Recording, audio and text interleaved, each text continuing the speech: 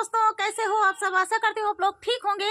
तो आज हम दोनों ननद भाभी आप सभी के लिए लेकर आए हैं कहरवा नाच गीत। तो सुनिएगा और बताइएगा कैसा लगा। चुटकुला गीत है ये, बहुत ही प्यारा गीत है। आखिरी तक सुनना, बहुत ही आनंद आएगा। तो आप लोग आखिरी तक छोड़ के जाइएगा मत, नहीं तो सारा आनंद खो देंगे आप लोग। तो चलिए दोस्तों, देर न करते हुए सुनाते हैं ये प्यारा सा गीत।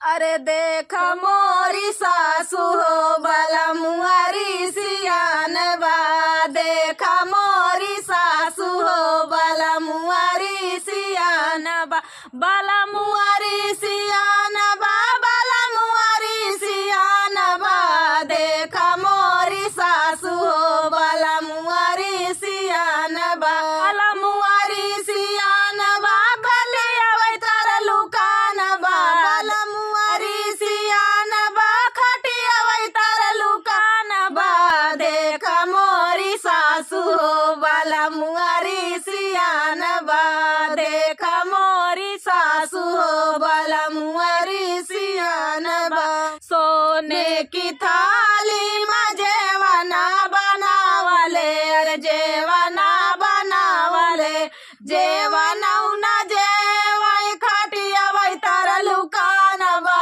देख मोरी सासू हो बाला मुआरी सियान बा, देख मोरी सासू हो बाला मुआरी सियान बा, बाला मुआरी सियान बा, खटिया वै तारा लुकान बा, देख मोरी सासू हो बाला मुआरी सियान बा, गंगा जमुनवा से जल भरी लाए, गंगा जमुनवा से जल भरी लाए, गेरुआ न घूटे पलंगिए तार लुकान बा, देख मोरी सासू हो बाला मुआरी सियान बा, गेरुआ न घूटे पलंगिए तार लुकान बा, देख मोरी सासू हो बाला मुआरी सियान बा, देख मोरी सासू हो बाला मुआरी सियान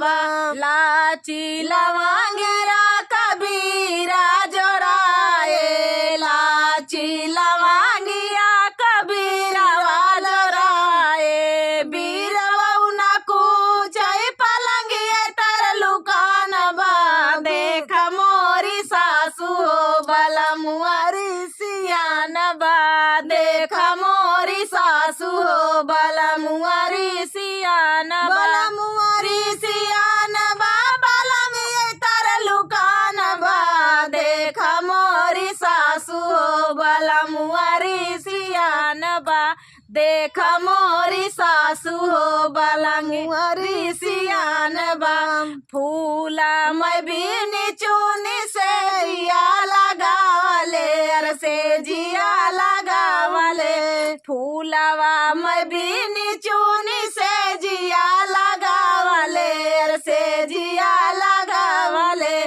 से जिया न सूताई बहिनी पर लोभान बा, देख मोरी सासू हो बाला मुआरी सियान बा, से जिया न सूताई बहिनी पर लोभान बा, देख मोरी सासू हो बाला मुआरी सियान बा, बाला मुआरी सियान बा, पलंगिए तार लुकान बा, देख मोरी सासू हो बाला मुआरी सियान बा, देख मोरी सासू हो बाला मुआरी सियान बा। तो दोस्तों, ये प्यारा सा चुटकुला कहरवा नाच गीत आप सभी को कैसा लगा कमेंट में बताना दोस्तों। बहुत ही प्यारा गीत था। फुल वॉच करने के लिए धन्यवाद। तो दोस्तों, मिलते हैं नेक्स्ट वीडियो में। इसी तरह मजेदार वीडियो लाते रहेंगे आप सभी के लिए। आप लोग बने रहिए चैनल पे। तो चलिए दोस्तों, तब तक के लिए नमस्कार।